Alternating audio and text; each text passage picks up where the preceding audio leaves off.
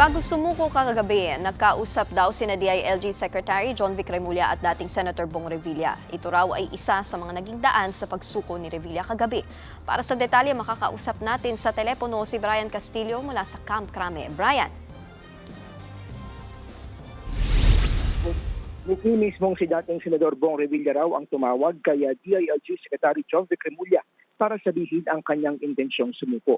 Yan ay matapos nang maglabas ng arrest warrant ang Sandigan Bayan laban kay Revilla at 6 na iba pa kaugnay sa umunoy Ghost Flood Control Project sa Pandi, Bulacan.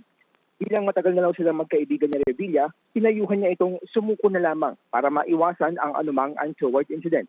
Sabi ni Remulla, malungkot daw ang dating senador, pero nagsabi naman ito na handa siyang harapin ang mga akusasyon laban sa kanya.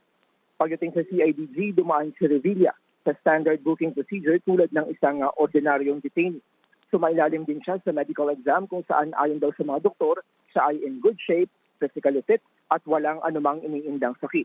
Matapos ang press conference, mismo si Secretary Remulla ang naghatid kay Revilla patungo sa Sandigan Bayan. Sa ayon sa legal na proseso, hihintay na lang ng PNP ang commitment order kung saan ang korte na ang magpapasa kung saan siya i-detain.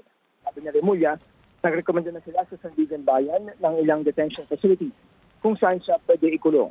Kabilang sa mga yan ang New City Jail sa Payatas at ang Camp Bagong Diwa sa Bikutan, Taguig. Matapos ang matagal na panahon, hindi na raw magagamit ang PNP Custodial Center dito sa Campo Crame dahil condemned na ito at nakatakdang i-demolish sa mga susunod na linggo. Narito ang pahayag ni DILG Secretary John Vic Remulla. Tumawag siya sa akin kahapon nung lumabas yung electronic warrant. At sabi ko, best na mag-surrender ka na.